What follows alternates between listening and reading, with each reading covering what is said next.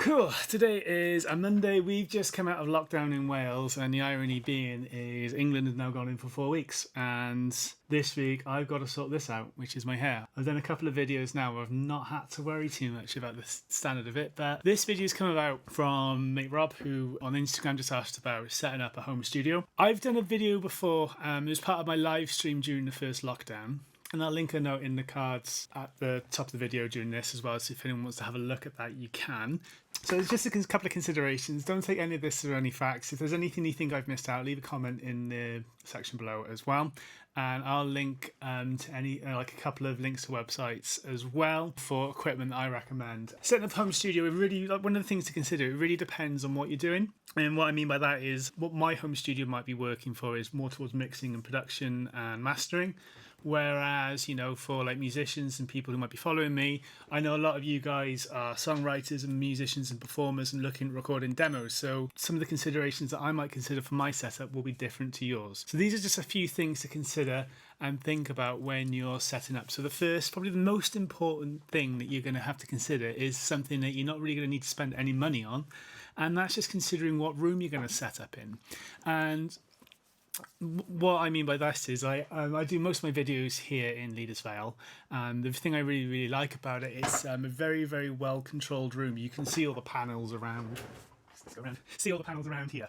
And what they're doing is they're absorbing sound and stopping reflections in the control room. And what that means is when it comes to mixing, that my mixes translate pretty well. So when I go into the car, there's nothing that's jumping out to me. What I used to find in my first studio in OPEC is that sometimes the mixes that I were doing weren't quite translating as well. And it's because the room was smaller and my acoustics in that room weren't quite as responsive or didn't respond as well. So there were things I was missing out and I had to get used to it. When I was camped up in for live streams, I was using the spare bedroom in the house, and for what I needed to do, what I was using it for, it really worked. And the other thing that I was fortunate about as well is I had a number of these panels from OPEC that were in the garage, and I brought them in, sort of spaced them out around the room. And what I'll look at doing, if you guys want, I'll do a video in the future just about talking about room acoustics and how we can kind of tame the sounds and stuff, and what you can look at doing for your home. When you're looking at recording or setting up like a home studio, one of the things I'd probably say like to consider is thinking about the location of the room within the house. And the reason this can be important is if you're in like a semi-detached house, if you can get the room that's not next to a neighbour, that might help in terms of obviously not annoying them if you're singing or you're recording, like the noise can travel. So I know this may not always be possible, but just try and find a room, you know, it's got quite a nice vibe and space to it. The next thing then as well is with regards to how lively the room is.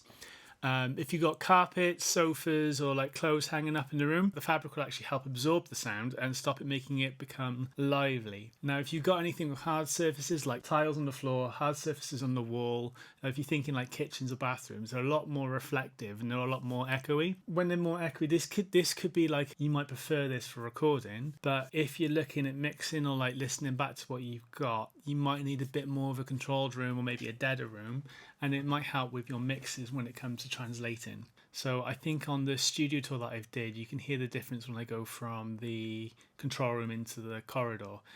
Because in here we've got all these panels in the corridor, it's lots of hard surfaces, quite a high ceiling, and you can hear it gets a lot more lively. Next thing to think about then is computers.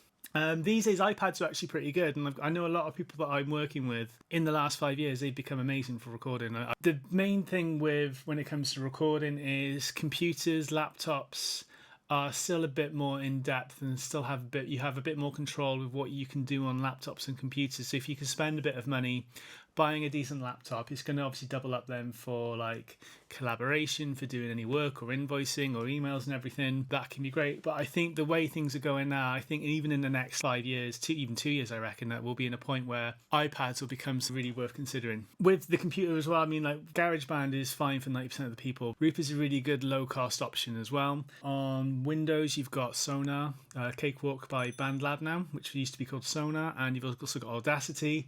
And if you're on Mac, GarageBand is basically Logic, everything that you need on Logic. And I've done a video on making demos of GarageBand, which I'll put in the cards in the link as well. So have a look at that when that comes up. The main thing when it comes to a laptop now these days, I say minimum spec is at least 4 cores. If you can do more, it'll be better. I mean, audio is still working off the processor.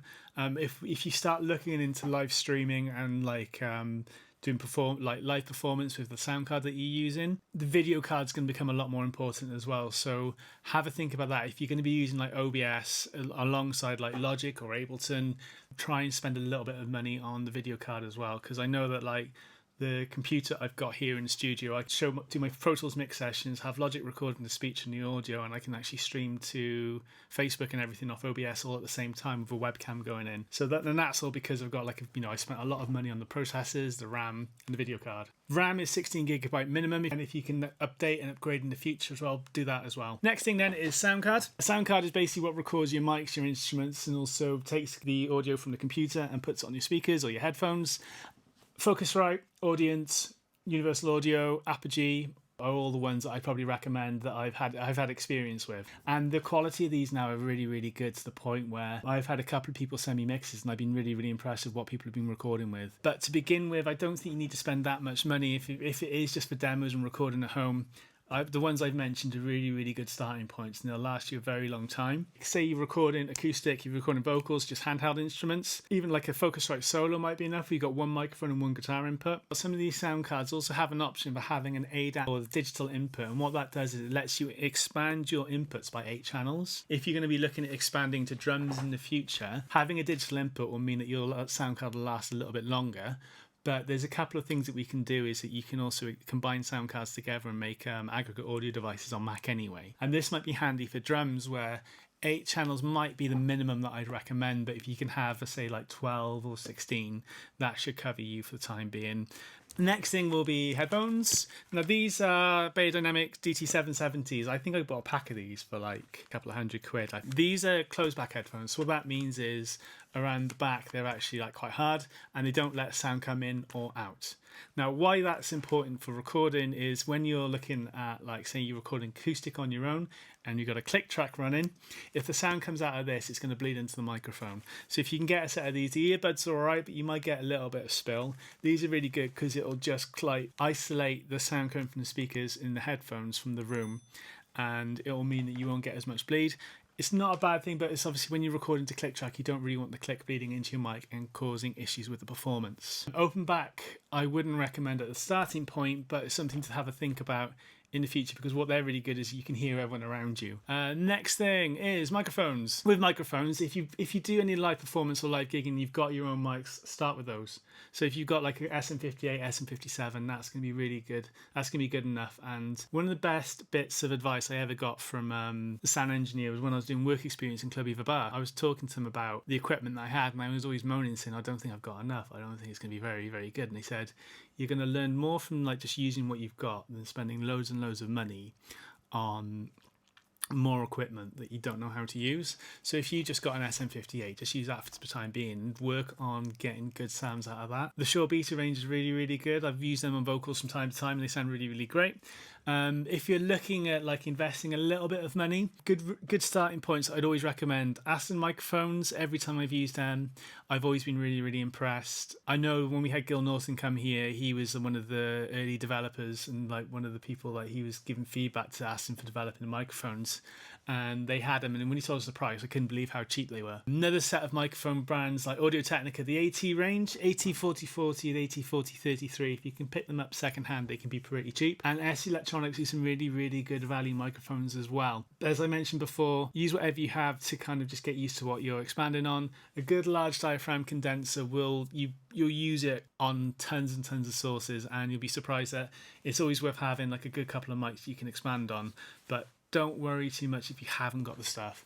The next thing, probably one of the most important parts of recording, and it's probably the most boring part of recording as well, is the mic stands. If you're a gigging musician, use what you've got again. If you're going to be buying some stuff, the minimum requirement, Studio Spares do a really good value range of mic stands that aren't expensive, but they're more reliable than the dirt cheap options. The main thing is you're going to be putting your like money that you've invested into your home studio on the end of these mic stands. Beyerdynamic and K&M mic stands are really ones I really, really like. K&M, I'm a massive fan of their mic stands for day-to-day use in gigging. I'll put a link in the description to the ones I like. If you can avoid getting the ones with the turny screws on the side, they're absolutely pain because they always droop.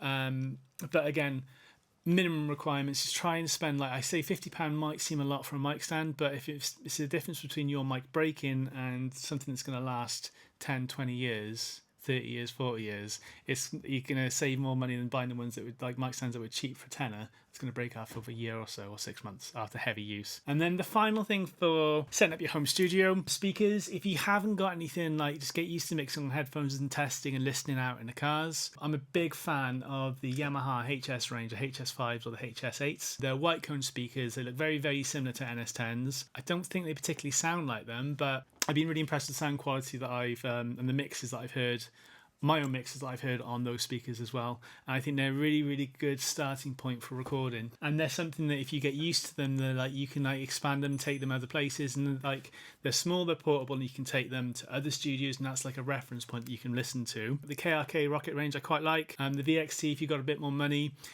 Speakers are a bit similar to like acoustics or other things. Like you can go down a rabbit hole of what's good and what might work, what might not. Whenever you're auditioning speakers, it's worth listening to stuff that you know really, really well. Listening to music that you're used to in like different areas there, and listening to in the room so you can get used to the room. Because one of the biggest things when you're recording, especially when you're mixing, is how the room interacts with your speakers. You might find out when you're mixing, if there's something you're not aware of, might mean the mixes don't translate that well.